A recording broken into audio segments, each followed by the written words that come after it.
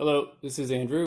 We have the Continental GP5000 TL for Tubeless here, and gonna have a look at these.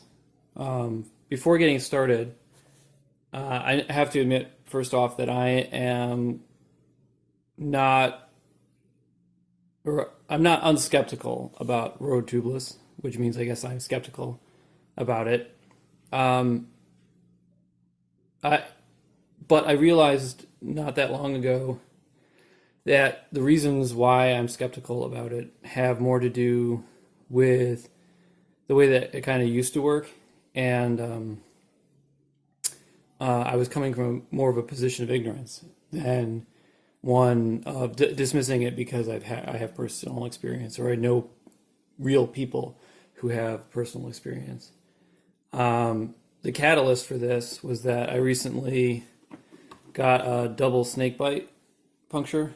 I don't know if you can see that really well, but this happens, for those who don't know, when the rim of the wheel, let's pretend that, comes down on the tire so hard that it pushes the inner tube, into whatever surface that it's holding it against. And if that's a sharp edge, like in this case it was the edge of a pothole, it goes through the tube and pops it. And in this case, this tube was unrecoverable because of where the bites occurred and how they were spaced. It just would have been really difficult to patch it. Not that in and of itself is a huge problem, but it's something that road tubeless shouldn't suffer from. So I figured I would just give it a go and we'll see what happens. And worst case, I take them off and I put them in the closet of bike parts that never get used again. First off, so let's get some weights. So this one is 306. This one is 303. I don't know if that's difference in the little strap here or not, but I guess 3 grams isn't that much of a difference. And so this is what I am running. This is a GP4000 in reflex with a little reflective strip on the side, and that is 223. Now, it would be easy to say, this is a lot heavier than this one, and it is, but to really get an apples to apples comparison, you have to add a tube. So this is a Continental Race Light tube. And so in this configuration, the whole thing is 305, which is pretty close to that. Now, of course, we have to add the stems in there, or the valves in there. But this is a regular 80 millimeter Continental Race tube. So that's 330. This is the one that popped was a light. And I suspect that this one, the regular one, might not have gone with quite as catastrophic a failure. But so that, let's say, we'll use this because I think the race lights are kind of a less common, because you do have more risk with that. They lose air more quickly than the regular ones, and obviously they're less durable. So that's 330, and then we'll take the heavier one, and then add in a valve. Now these are the valves that came with my wheels.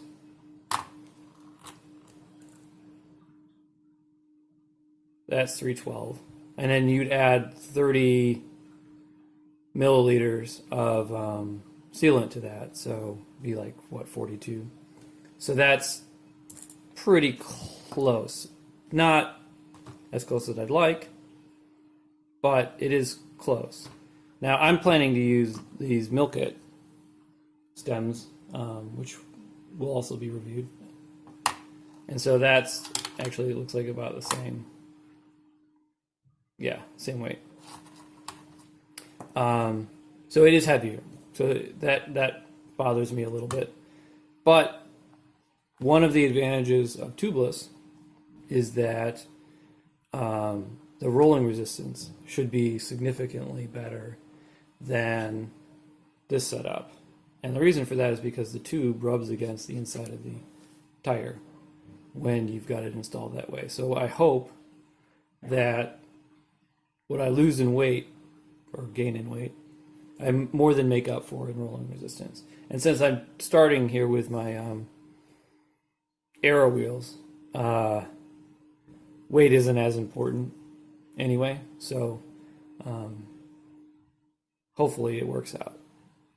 So I'm going to get these installed on the wheels, and hopefully, and we'll show that and go from there. So here's the wheel, the rear wheel, and it came from Reynolds with tubeless tape on it. So I'm planning to try using that first, and then hopefully it holds, and then I won't have to replace it until then, for quite a while. So here's the milk it valve. So we're going to go ahead and install that.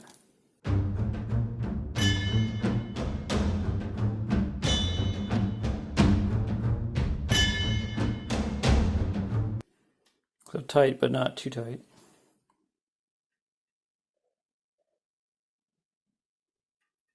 All right. Hopefully that's tight, but not too tight. And then grab our Continental 5000. And I like to mount these so that the directional arrow is right by the valve. So it is sometimes a little bit of a challenge to find that because it's not always so obvious. And there's different ways to do it. Some people use the logos.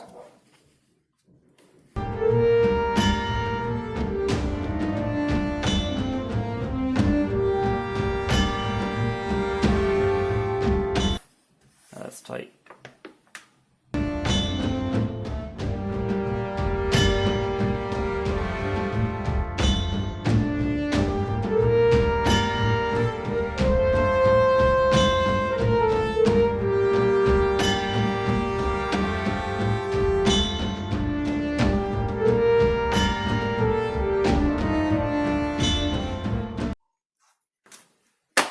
There we go. Huh! That was hard. Alright, so we're going to lean that against there. And I have an air compressor here, which is kind of like cheating, but don't care.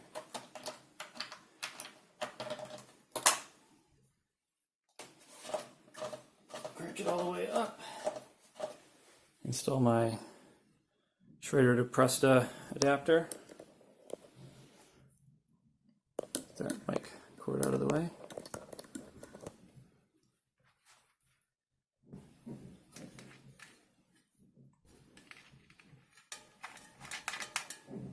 Oh, you can't see it. There we go.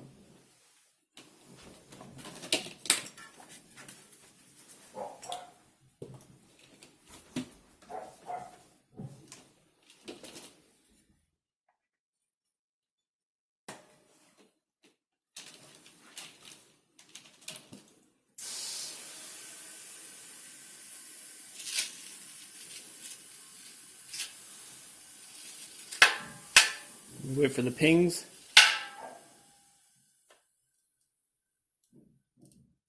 Okay, that's a good sign. All right. So I'm going to walk it around to encourage more ping.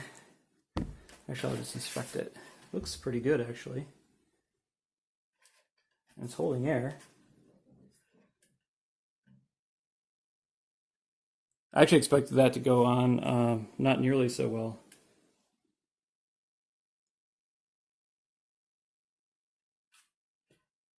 All right, well, let's check the pressure.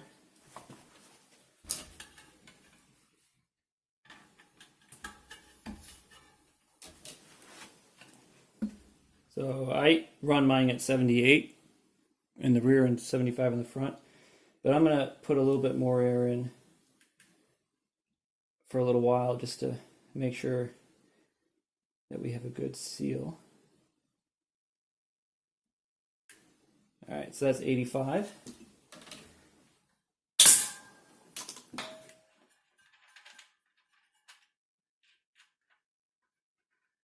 All right, so I'm going to put this wheel away, and I'm going to do the front wheel, and it should be almost exactly the same. So one thing I noticed after letting this sit for a few minutes is that what was finger tight for the valve before, my guess is that the compression from the air had pushed the valve farther in, and then what was finger tight was no longer finger tight. So I was able to move this compression nut more. So that's probably something to check when you first install it, just to make sure that what was finger tight is finger tight again after it's sat for a while with some pressure on it. So we're back with the GP5000 Tubeless. I've let it sit overnight. I put 85 pounds of pressure in it and come back, it's now morning, to check to see what where we're at. For some context, the tubes that I was using with this bike, the Continental Race and Race Light, also lose air. The Light, it loses pressure at about 5 pounds in the same period of time. And so here we have 77.5, so that's what, 7.5 pounds. So a little bit worse than the Race Lights. But it's also, there's no sealant in here, so there's some margin for improvement. I would have liked to have seen better, but it's good. It's close enough that I think it's probably still a success. All right, so first ride complete. I'm gonna just check air pressure to see what, if anything, we lost. Ride was about an hour, about just over 20 miles. And, oops, I lost a bunch putting it on there. And it says 75. So let's go to the front and see what we got there. Let's put that back up. And hopefully I can get on there without losing air, or too much air.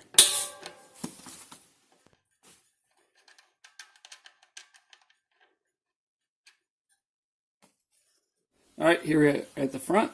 Let's check this one. And hopefully I can get on here without losing air, too much air anyway. I don't usually practice my mounting technique that closely, but more about dismounting without losing too much. All right, so that was pretty good. So 74. So that's actually not too bad, all things considered. But 75.5, I always lose a little bit coming off, which is why I go to 75.5. So it looks like we lost a pound, but some of that could be the attachment here as well, because you do lose some when you connect the valve. So I'm going to put this up to 75.5, or 76 is fine, I guess. Oh, there we go, 75.5. And then the next time I go for a ride, I'll check it before I go and see how it holds with the sealant in it.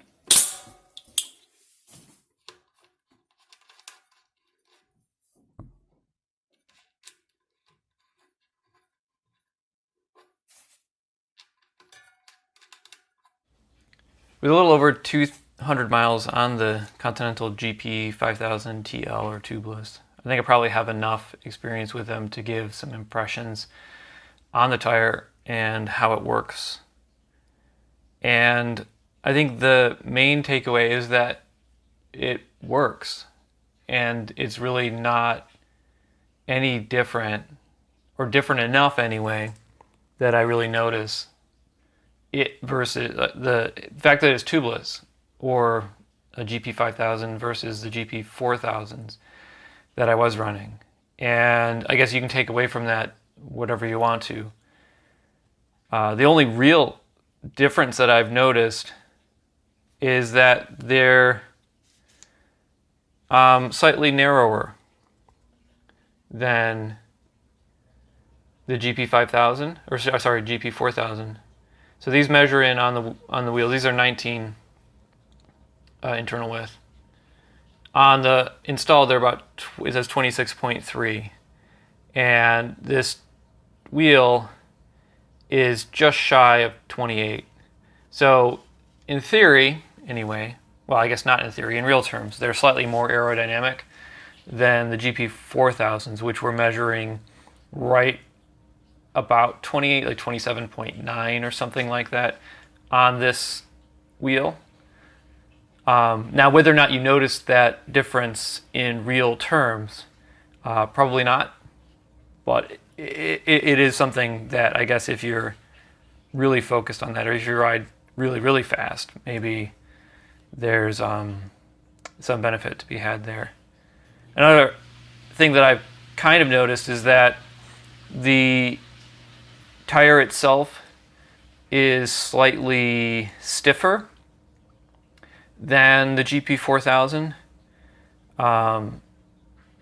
when I touch it, and but that doesn't really translate into a practical application or practical feeling when I'm riding it. It just feels like a very nice tire, much like the GP4000 felt like a really nice tire.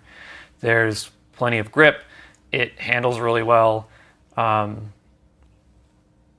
Yeah. So I guess the real test is when or if I run over something that would, or hit something that would cause a puncture on a standard tubed tire, and to see how that would, work on the tubeless. But that's not something I'm going to force, because I'd rather not ruin them, and I'd like to get as much lifespan out of them as I can. So hopefully that's useful. So far I've just been pretty happy with it, I guess.